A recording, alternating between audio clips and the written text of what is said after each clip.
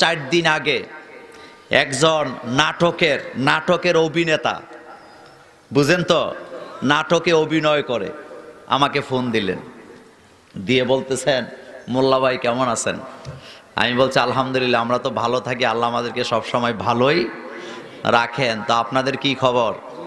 কয় ভাই বেশি ভালো না, কারণ বর্তমান বাংলাদেশের যুবকরা, তরুণরা এখন আর আমাদের নাটক দেখে না, সারাদিন হুজুর গো ওয়াজ লয়ে বয়ে থাকে। কথাটা কি সত্য না মিথ্যা? আমি তখন তাকে 4টা কথা বলেছিলাম।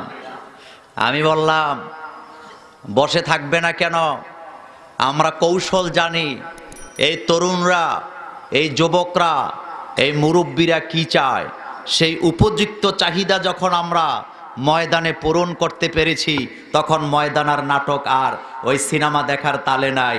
এখন প্রত্যেকটা লোক আল্লাহর কোরআনের দিকে পঙ্গপালের মতো ছুটছে। আমি তাকে বললাম তোমরা তোমাদের ভার্সিটির বুদ্ধিজীবীদেরকে যদি আমাদের কাছে আনো, তোমরা তোমাদের বুদ্ধিজীবীগুলোকে এক পাশে দাঁড়া করাবা, আর আমাদের আরেক পাশে আমাদের ইসলামিক বুদ্ধিজীবী, আমাদের প্রিয় উস্তাদ মাওলানা লুৎফুর রহমান আর কামাল উদ্দিন জাফরিকে যদি আমরা দাঁড় করায় দেই, 1000 বুদ্ধিজীবী যদি একসাথে করা হয়, লুৎফুর রহমান সাহেবের কোরআনের পণ্ডিতের জুতার সমানও তারা হতে পারবে না। কামাল উদ্দিন জাফরি হুজুরের হাঁটুর সমান এলেমও তাদের নাই। আজকে যদি ইসলাম কায়েম হয়, তারাই হবে আমাদের দেশের প্রধান বুদ্ধিজীবী। কথা ঠিক না বেঠিক?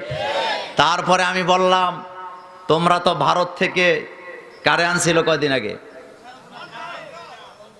সালমান খান, বাংলাও কইতে পারে না ঠিক মতো। আমাদের প্রধানমন্ত্রীকে একটা ডায়লগ বলে গেছে সুন্দর করে, আমি তোমায় ভালোবাসা। হয়েছে তো শব্দটা? যাই হোক, সেটা বলি নাই। আমি বললাম তোমরা যদি 1000 সালমান খান নিয়ে আসো, আমাদের পাশে আছে মিজানুর রহমান আল আজহারি। তোমাদের লক্ষ্য নায়কের চেহারা যদি একসাথে করো, মিজানুর রহমান আজহারির চেহারার কাছেও যেতে পারবে না। আমি বললাম তোমরা যদি বিদেশ থেকে কোনো পণ্ডিত নিয়ে আসো কথা বলার জন্য, আমাদের পাশে আছে আল্লামা তারেক মুনাওয়ার।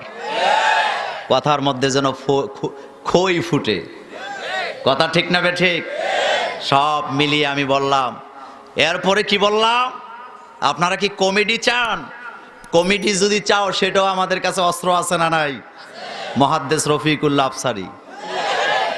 আপনারা তাকে অন্যভাবে নিয়েন না, একটু কমেডি করে সত্য, কিন্তু কমেডির ফাঁকে ফাঁকে অসংখ্য কোরআন হাদিস আছে না নাই? কথা বলেন আছে না নাই? সুতরাং মুছে তেল দিয়া আর গাছে ওই যে কলা গোফে তেল দিয়া কোনো লাভ নাই। বাংলাদেশের যুবক যুবতীদেরকে যেই পরিমাণ নাটক দিয়া তোমরা ভিন্ন পথে নিয়ে চেয়েছিলা, আমরা সেই পরিমাণ কোরআন হাদিস দিয়া আজকের বাংলাদেশে কোরআনের বিপ্লবের স্বপ্ন দেখছি আমরা। কোরআনের মাহফিলগুলোতে দিনে দিনে লোক কম হচ্ছে না বেশি হচ্ছে? আমার হাতে অনেক প্রমাণ আছে। আজকের পৃথিবীর অসংখ্য সুপার স্টারেরা কোরআন পরে পরে মুসলমান হয়ে যাচ্ছে। আলহামদুলিল্লাহ বলবেন না? আলহামদুলিল্লাহ বলবেন না? আমার বন্ধুগণ, যারাই একবার কোরআনের কাছে আসে, তারা আর কোরআনের কাছ থেকে ফেরত যেতে পারে না। আমার কাছে প্রমাণ আছে। কানাডার একজন জাতীয় অধ্যাপক, কানাডার মতো দেশে তাকে জাতীয় অধ্যাপক হিসাবে ভূষিত করা হয়েছেন। তার নাম হলো অধ্যাপক ডক্টর গ্যারি মিলার। নামটা কি বললাম? Gary Miller. অনেক বড় পণ্ডিত, কানাডার মতো দেশের জাতীয় অধ্যাপক সে। এই লোকটা চ্যালেঞ্জ করলেন, আমি কোরআনকে ভুল ধরে ছাড়ব। কোরআনের ভুল ধরার জন্য কোরআন পড়লেন। সবগুলা সূরা পড়তে হয় নাই। সূরা নিসার 143 আয়াত পর্যন্ত পড়ার পরে তিনি বলেন, আমার কাছে কি যেন পরিবর্তন হলো, আমি আর থাকতে পারি নাই। আমি ঘোষণা দিলাম, কোরআনে ভুল তো দূরের কথা, সন্দেহ নাই, আমি পড়ে নিলাম আশহাদু আল্লা ইলাহা ইল্লাল্লাহু ওয়া আশহাদু আন্না মুহাম্মাদান আবদুহু ওয়া রাসূলুহু। এটা প্রমাণ করে যে একবার কোরআনের কাছে আসবে, সে আর কোরআনের কাছ থেকে ফেরত যেতে